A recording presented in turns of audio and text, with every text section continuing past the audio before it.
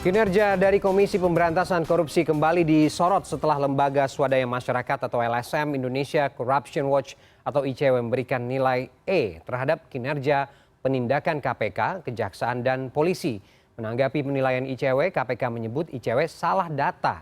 Apa indikator penilaian ICW terhadap KPK dan sejauh mana KPK mencapai target menangani perkara korupsi? Untuk membahasnya ini sudah bergabung bersama saya dua narasumber dari luar studio melalui sambungan Zoom. Yang pertama Ali Fikri, juru bicara KPK. Selamat malam Bang Ali. Selamat malam Mas Ferdi, Assalamualaikum. Waalaikumsalam, terima kasih sudah bergabung dengan kita malam ini. Dan ada Mas Wana Alamsyah, peneliti Indonesia Corruption Watch. Selamat malam Mas Wana. Selamat malam Mas Ferdi. Ya, terima kasih juga sudah bergabung dengan kita malam ini. Langsung saja sepertinya kita bahas soal ini ya, topik kita malam ini. Saya ke Mas Wana dulu. Mas Wana, ada catatan kritis dan juga evaluasi terhadap kinerja KPK. Apa kemudian tolak ukur yang dipakai sehingga kemudian ada nilai E gitu ya, atau ada rapor merah terhadap kinerja KPK khususnya di semester 1 tahun 2020. Silakan Mas.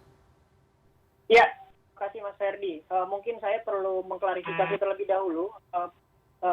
Pemantauan yang dilakukan oleh ICW ini bukan dalam semester 1, tapi dalam 1 tahun terakhir dari sejak 1 Januari hingga 31 Desember 2020. Yang buat kami melakukan pemantauan adalah karena belum transparannya dan tentunya tindakan kasus korupsi yang dilakukan oleh penegak hukum, yakni di kepolisian, kejaksaan, dan juga KPK. Apa variabel yang kami pantau begitu? Variabel yang kami pantau adalah kasus-kasus korupsi yang masuk di dalam tahap penyidikan dan telah ada penetapan tersangka. Ketika ada satu kasus yang masuk dalam tahap penyidikan lalu kemudian belum ada tersangka yang ditetapkan, itu kami tidak melakukan pencatatan. Nah, dalam konteks KPK, kami memantau sejak Januari hingga Desember, kami menemukan hanya ada 15 kasus korupsi yang ditangani yang masuk dalam penyidikan dan sudah ada penetapan tersangkanya. Apa perbandingan yang kami gunakan? Kami menggunakan data dari Kemenq, yaitu DIPA, daftar isian pelaksana anggaran tahun anggaran 2020, yang mana di dalam tersebut itu tercantum jumlah kasus yang perlu dituntaskan oleh KPK. Ada sekitar 120 kasus begitu. Ya. Dan dari situ kami melihat apakah target yang tercantum di dalam DIPA ini sudah sesuai dengan kerja-kerja yang selama ini KPK lakukan setidaknya sepanjang 1 tahun. Sebab kalau kita coba kerucutkan atau coba detilkan anggaran kasus yang dikelola oleh KPK dalam konteks melakukan penyidikan atau penindakan kasus korupsi itu ada sekitar 244,5 juta rupiah satu kasusnya. Begitu, sehingga ketika kita coba melihat dalam rentang waktu 1 tahun ini, lalu kemudian kita coba bandingkan dengan DIPA-nya atau dengan targetnya, kami melihat bahwa kerja KPK selama 1 tahun ini masuk dalam kategori E, begitu, atau sangat buruk. Yang mana target persentasenya hanya 13%. Oke, 13% begitu ya dari DIPA itu targetnya 1 tahun 120 kasus yang seharusnya diselesaikan oleh KPK ya. Artinya variabel dan tolak ukurnya sudah benar begitu ya, Bang Wana ya? Ya. Dan kami pun juga menggunakan 3 indikator untuk menilai kinerja setiap penegak hukum. Yang pertama berdasarkan kuantitas. Kuantitas tadi sudah saya sampaikan bahwa hanya 13% kasus yang mencapai target atau yang ditargetkan kepada KPK begitu yang dapat ditangani. Itu semua. Lalu kemudian terkait dengan kualitas penanganan kasus. Kualitas penanganan kasus kita melihat dari 15 kasus korupsi yang disidik dan telah ada penetapan tersangkanya, itu 7 diantaranya adalah hasil operasi tangkap tangan. Lalu kemudian 7 kasus lainnya adalah pengembangan kasus. Pengembangan kasus yang dimaksud adalah kasus tersebut itu bukan disidik pada tahun 2020, melainkan pada tahun sebelum-sebelumnya. Dan satu kasusnya lagi itu penyidikan baru begitu. Dari OTT OTT, 7 pengembangan kasus, dan 1 kasus baru yang disidik di tahun 2020. Oke. Itu dari kualitas penanganan kasus. Oke. Dalam konteks profesionalisme tindakan kasus korupsi, kami mencatat setidaknya ada 4 hal. Yang pertama, kita mungkin bisa mengakses situs web KPK, ada 149 kasus korupsi yang disidik, begitu. 115 perkaranya itu merupakan kasus carryover dari tahun 2019, lalu kemudian di 34 kasus lainnya ini pada tahun 20. Gitu. Nah, dari kondisi tersebut kan kita mencatat bahwa ini ada mengapa KPK bisa mengatakan bahwa ada sekitar 149 kasus yang disidik begitu. Apa justifikasinya?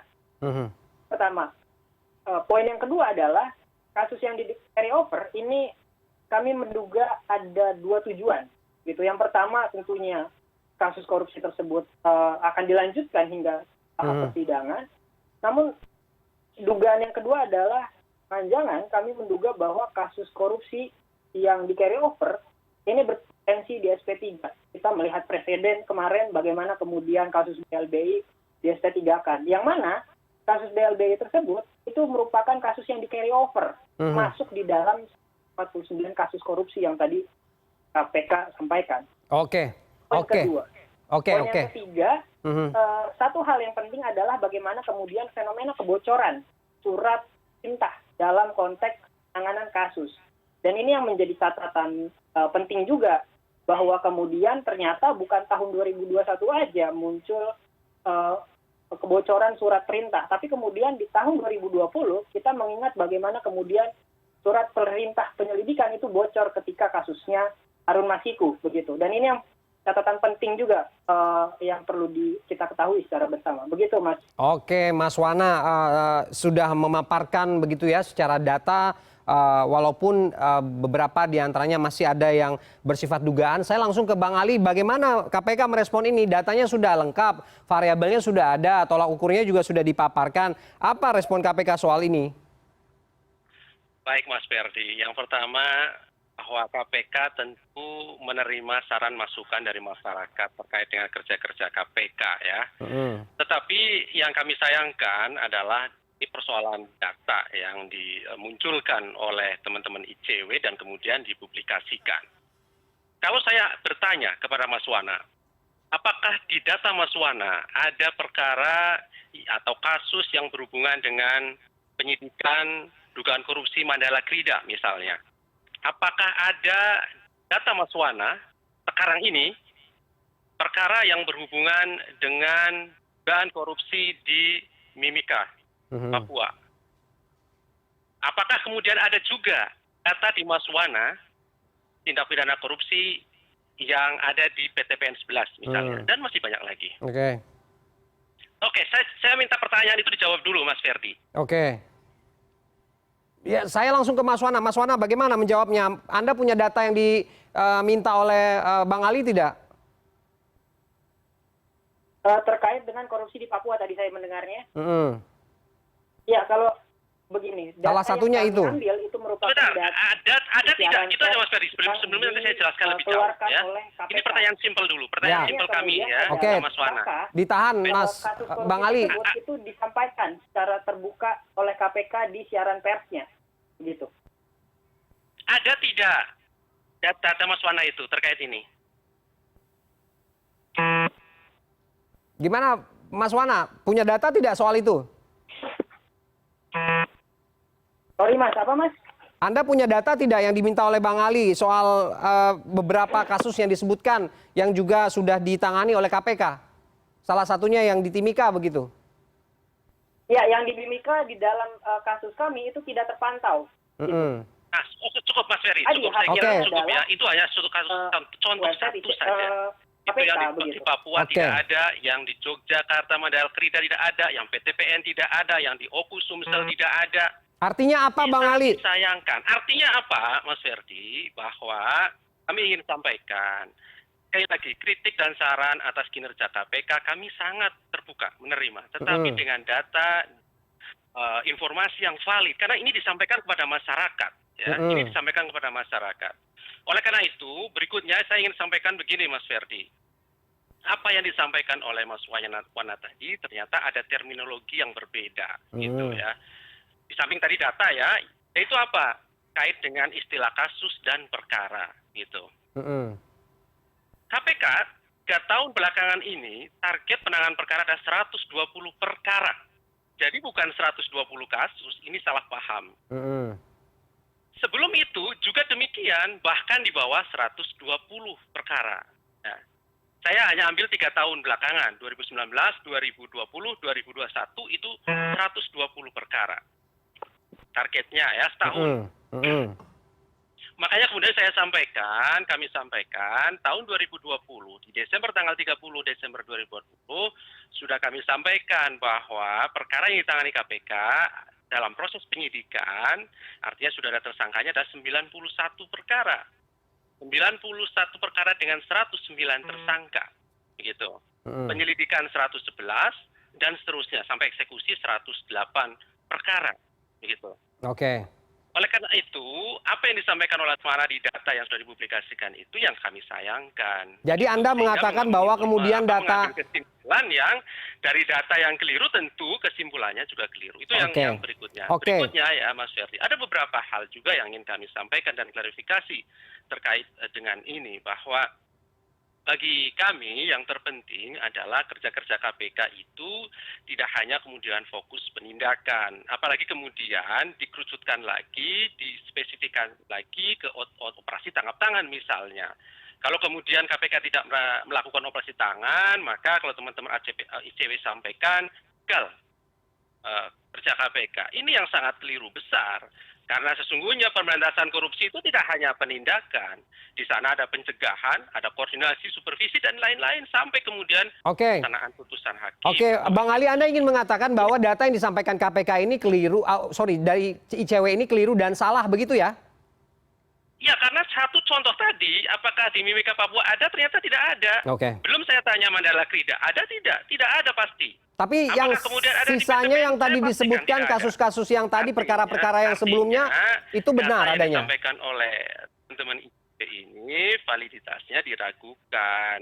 Seharusnya bertanyalah kepada kami, diskusi. Kami membuka ruang diskusi, bahkan kami juga pernah menerima audiensi langsung dari teman-teman ICW. Dan kami sudah jelaskan bahwa target penanganan KPK adalah 120 perkara.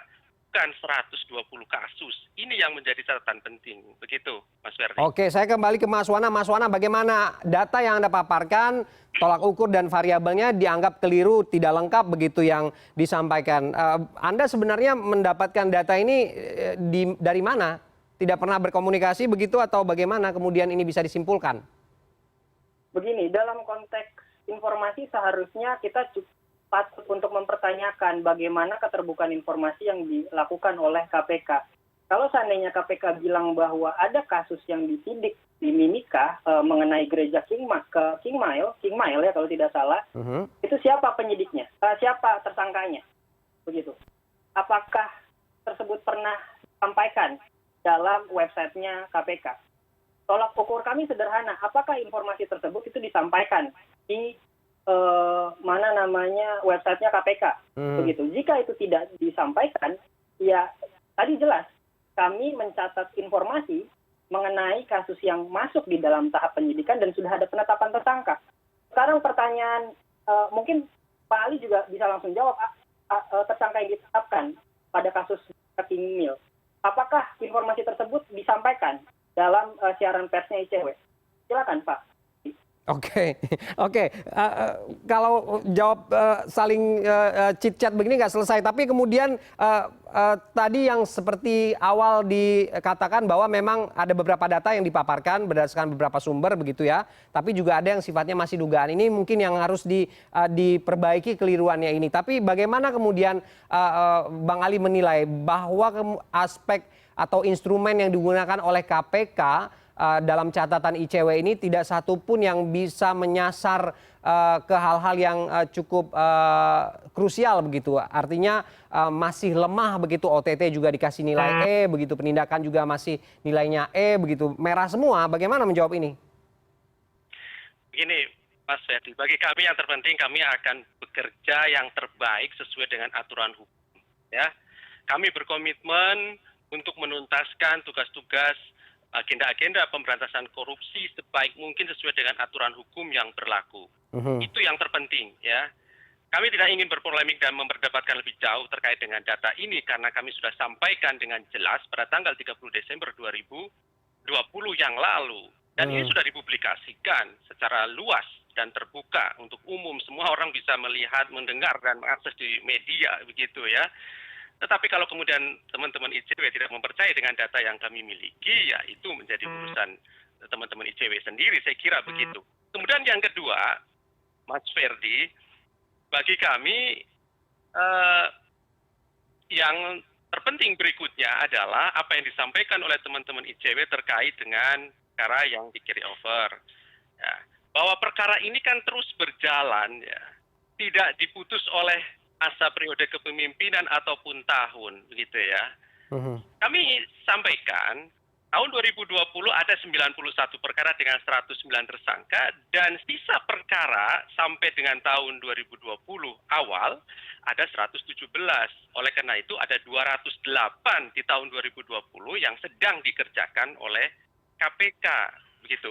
Ini terus berjalan sampai kemudian kapanpun selesai perkaranya, ya. Karena kita tahu di KPK pernah juga ada perkara sampai kemudian 5 tahun dan tahun ke-6 selesai. Contohnya yang kemarin sudah dilakukan penahanan di Pelindo 2 FC Lino.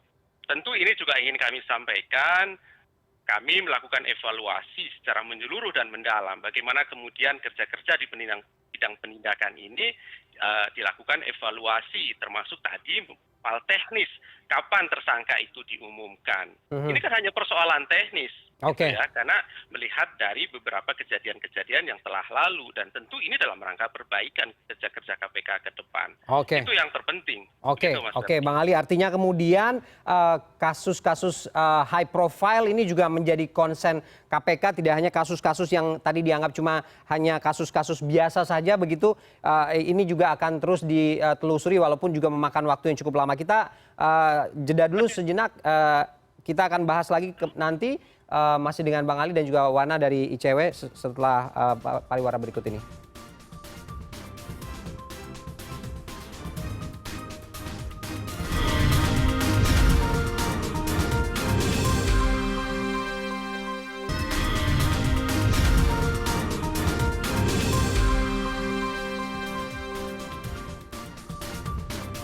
Ya, kita kembali lanjutkan dialog kita malam ini masih dengan Mas Wana dan juga Bang Ali di sambungan Zoom kita dari luar studio. Saya ke Mas Wana lagi. Mas Wana, tadi sudah disampaikan bahwa kemudian ada beberapa data yang keliru, tapi juga ditegaskan bahwa KPK fokus untuk menangani kasus-kasus yang tidak hanya kasus yang mungkin dianggap kasus biasa begitu ya dari publik begitu, tapi juga kasus-kasus high profile begitu yang melibatkan orang-orang penting di negara ini. Kalau dari catatan Anda, bagaimana kemudian menyorot soal ini? Kasus-kasus high profile ini juga apakah sudah ditangani dengan baik oleh KPK atau ada catatan tertentu soal ini? Ya, di tahun 2020 kami mencatat setidaknya dari 15 kasus yang kami pantau, itu KPK belum menerapkan TPPU gitu, dalam konteks pemiskinan koruptor begitu, atau menyita aset-aset koruptor begitu. Jika kita bandingkan dengan penegak hukum lain, misalkan kami hanya mencatat dari 3 institusi penegak hukum yang menangani atau mengenakan pasal pencucian uang terhadap kasus korupsi, itu hanya di Kejaksaan saja, ada 3 kasus begitu. Selebihnya itu di kepolisian dan juga KPK itu tidak menggunakan unsur tersebut. Dan ini kan kita bisa melihat bagaimana kemudian sisi KPK dalam konteks mengenakan pencucian uang terhadap suatu kasus, ini pun juga tidak berjalan secara linear. Gitu. Oke, Anda ingin mengatakan bahwa instrumen yang dipakai KPK ini tidak menimbulkan efek jera apapun begitu? Iya, benar sekali, Mas. Oke, saya ke Bang Ali. Bagaimana Bang merespon ini? Instrumen dari KPK terhadap kasus-kasus yang ditangani tidak memberikan efek jera. Ada yang salah dengan ini katanya Bang. Bagaimana menjawab tudingan ini? Baik, Mas Ferdi. Jadi begini ya, saya balik lagi ke soal data perkara tadi bahwa target dari KPK ada 120 perkara dan di tahun 2020 sampai 2021 ini KPK kemudian lebih memfokuskan kembali begitu ya dari hasil evaluasi, maka akan diterapkan juga kemudian tindak pidana korporasi, kemudian tindak pidana pencucian uang. Dan yang terpenting kami ingin sampaikan bahwa tidak hanya kemudian menghukum pelaku korupsi dengan pidana penjara, tetapi juga bagaimana aset recovery, hasil dari tindak pidana korupsi yang dinikmati oleh para koruptor itu bisa kembali ke negara. Sekalipun saat ini undang-undang perampasan aset belum disahkan, begitu ya. Tetapi yang kami maksudkan adalah melalui putusan pengadilan. Dan ini di beberapa perkara sudah juga kemudian kami upayakan secara maksimal bagaimana pembalian aset dari hasil tindak pidana itu dilakukan begitu. Terkait dengan TPPU untuk tahun 2021 kemarin juga kami sudah sampaikan di masyarakat bahwa saat ini kami juga sedang melakukan penyidikan tindak pidana pencucian uang. Ya, setidaknya ada 3 yang sedang berjalan, sedang kami lakukan ini terus dilengkapi pemberkasannya. Memang begini Mas Ferdi, bahwa dalam proses penyidikan perkara ini kan tidak bisa cepat, gitu ya. Artinya begini, percepatan penanganan perkara kami upayakan lakukan semaksimal mungkin. Tetapi kompleksitas penanganan perkara itu antara yang satu dengan yang lain tentu berbeda, gitu ya. Misalnya, perkara suap dengan perkara pasal 2, pasal 3, dan pasal TPPU tentu berbeda waktu yang digunakan untuk menyelesaikan berkas perkara. Ini yang perlu harus dipahami lebih dahulu.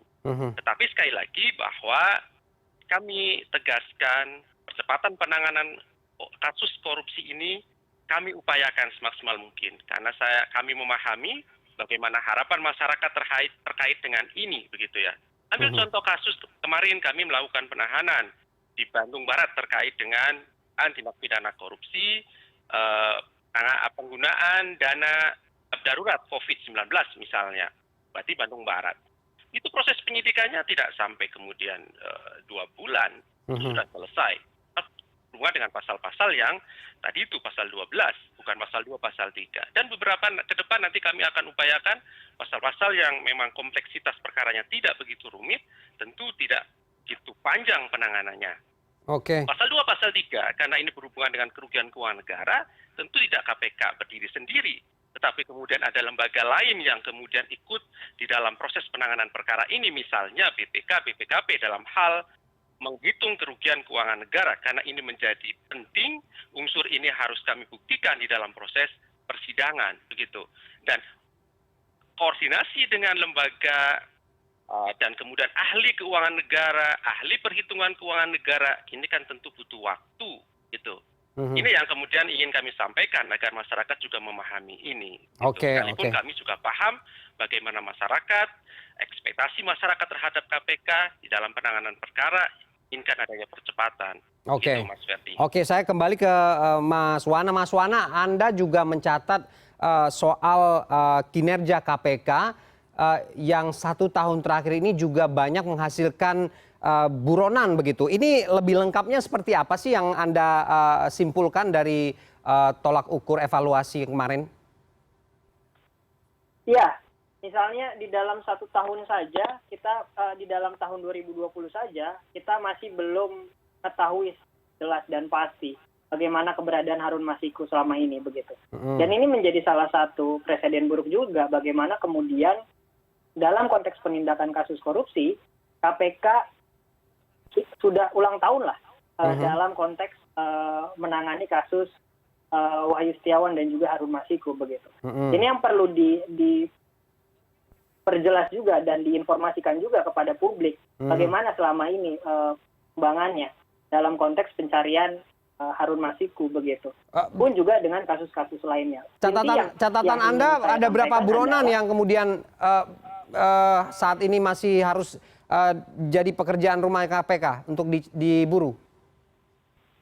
Ya, kalau di dalam konteks tahun 2020 saja, kami mencatat ada sekitar 8 daftar buronan KPK itu Mm-mm.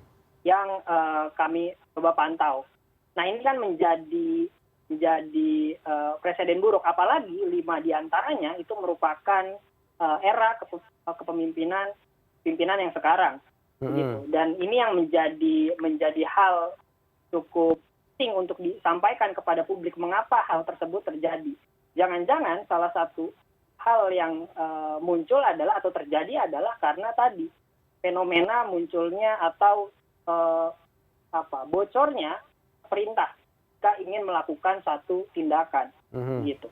Oke, saya ke Bang Ali, langsung konfirmasi Bang, catatannya juga ada remedial kayaknya Bang untuk yang satu ini menghasilkan banyak buronan dari kinerja KPK dari 1 tahun terakhir. Bagaimana respon Anda?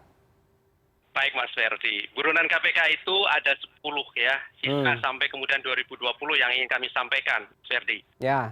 5, kalau kita bicara kepemimpinan ya, 5 kepemimpinan saat ini ya, dan 5 kepemimpinan saat yang lalu ya, ada 10. Ya. Dari 10 itu sudah berhasil dilakukan penangkapan 4 orang. Dan itu adalah pada saat kepemimpinan yang sekarang ini. Oke. Sisa masih ada 1 atas nama DPO Harun Masiku. Ya. Berikutnya yang lain adalah sisa yang lain. Ya. Bagaimana kemudian disebut memproduksi DPO kalau kemudian saat ini juga DPO-nya tinggal 1 kalau kita berbicara tahun 2020. Sisanya dari 2017 1, 2018 1, kemudian 2019 juga ada begitu ya. Tahun 2020 tinggal 1 Harun Masiku dan ini terus kami kejar. Kami lakukan pencarian, kami pastikan seluruh informasi yang masuk ke KPK kami tindak lanjuti. Kalau hari ini Mas Wana punya informasi tentang Harun Masiku pasti kami tindak lanjuti. Begitu Mas. Jadi tolonglah teman-teman ICW kami paham bagaimana kemudian kritik saran itu penting bagi KPK begitu.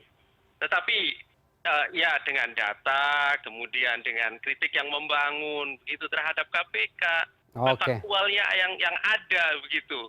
Jangan kemudian di narasi yang dibangun kemudian setelah kemudian melemahkan kerja-kerja KPK yang selama ini dilakukan sebagai ikhtiar di dalam menurunkan angka korupsi di negeri yang kita cintai bersama ini. Kalau kemudian kita sepakat bahwa korupsi adalah musuh bersama, ayo bersama-sama KPK dan ICW. Kalau ICW punya data, kalau KCW punya informasi terkait tindak pidana korupsi, segera laporkan kepada kami. Itu konkret, itu jelas, dan kami pasti tidak lanjuti.